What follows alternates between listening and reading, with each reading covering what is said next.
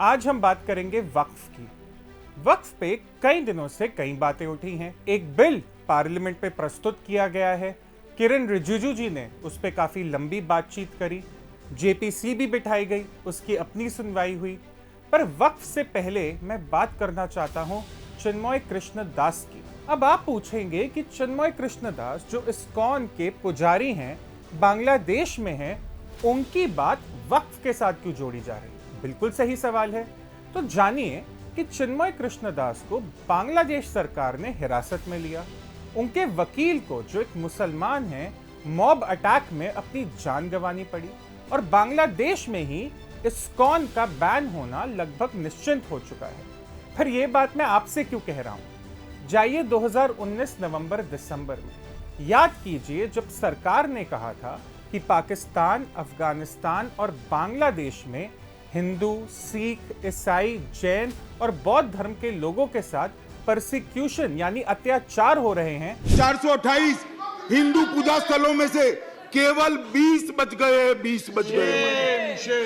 पाकिस्तान में ईसाइयों के साथ बहुत बुरा सलूक हो रहा है, उन्हें अछूत समुदाय माना जाता है। 1992 में के पूर्व अफगानिस्तान में 2 लाख सिख और हिंदू थे।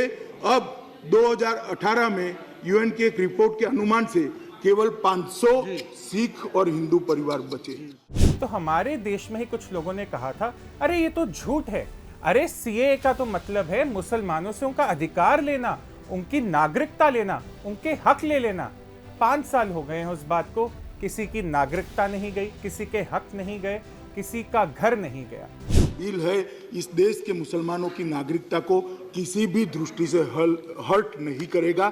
ये नागरिकता देने का बिल है, नागरिकता लेने का बिल नहीं है। कहने की बात यह है कि लोग मिस इन्फॉर्मेशन के नाम पे कई गलत फहमियां फैलाते हैं, लोगों को गुमराह करते हैं वोट बैंक के नाम पर, पॉलिसी के नाम पे, अफवाहों के नाम पर। ये वक्फ के साथ दोबारा नहीं होना चाहिए। अब वक्फ पर आते हैं। वक्फ पर भी मिस इन्फॉर्मेशन शुरू हो गई है। कहने वाले तो कहते हैं, देखिए मुसलमानों से उनका घर छीन लेंगे, उनकी जमीन, उनकी जायदाद छीन लेंगे। पर क्या ऐसा है? वक्फ पर हम कई चर्चाएं करेंगे। ये कैसे जरूरी है, ये मुसलमानों में जो अन्य जातियां हैं उनके लिए कैसे जरूरी है। पर आज मैं वक्फ में सबसे जरूरी बात करना चाहता हूं, जो है सेक्शन 40 यानी सेक्शन 40 की। सेक्शन 40 कहता है कि अगर वक्फ बोर्ड को लगता है कि कोई जमीन, कोई बिल्डिंग, कोई गांव, कोई घर उनका है, तो वो उसके बारे में इंफॉर्मेशन ले सकते हैं, जानकारी इकट्ठी कर सकते हैं और फिर वो उस पर दावा कर सकते हैं, उस पर ओनरशिप क्लेम कर सकते हैं। और यदि वो ऐसा करे तो उनका दावा फुल और फाइनल होगा। जिसकी वो जमीन है, घर है, गांव है, प्रॉपर्टी है, उसको अगर कोर्ट भी जाना हो तो उसको वक्फ ट्राइब्यूनल से होकर जाना होगा और उस दौरान वक्फ ट्राइब्यूनल का डिसीजन, उनका ही कॉल माना जाएगा, उनका ही कॉल फुल और फाइनल होगा। तो कहने का मतलब यह है कि अगर वक्फ को लगता है कि ये जमीन हमारी है तो वो उनकी हो जाएगी, ये घर हमारा है तो ये उनका हो जाएगा। चाहे वो अंबानी का घर हो, चाहे वो एक 1500 साल पुराना गांव हो, चाहे वो एक प्राचीन मंदिर हो जो 2000 साल पुराना हो, चाहे वो सेंट्रल विस्टा ही क्यों ना हो, वक्फ किसी भी जमीन, प्रॉपर्टी या बिल्डिंग पर कब्जा बोल सकता है। वो सूरत की म्युनिसिपैलिटी बिल्डिंग के साथ ये कर चुके हैं।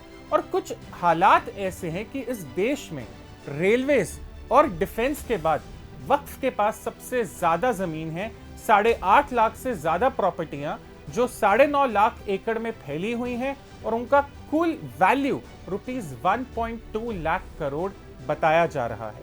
और जैसा कि मैंने पहले कहा, वक्फ पर यह हमारी आखिरी चर्चा नहीं होगी। इसके बारे में आगे भी बात होगी और गंभीर रूप से बात होगी और विस्तार में बात होगी। पर अब आप जब वक्फ के बारे में पढ़ेंगे, कहीं देखेंगे, कुछ सुनेंगे, सेक्शन 40 पर गौर जरूर करिएगा। सीए की तरह, चिन्मय कृष्ण दास की कहानी की तरह अफवाह या गुमराह का शिकार मत होइए। वक्फ पर अपनी पढ़ाई खुद करिए और सोचिए, 9.5 लाख एकड़ जमीन अगर ये ऐसे ही बढ़ती रही तो गांव पर, देश पर, लोगों पर इसका आने वाले समय में क्या असर हो सकता है? क्या ये ऐसे ही चलने दिया जा सकता है?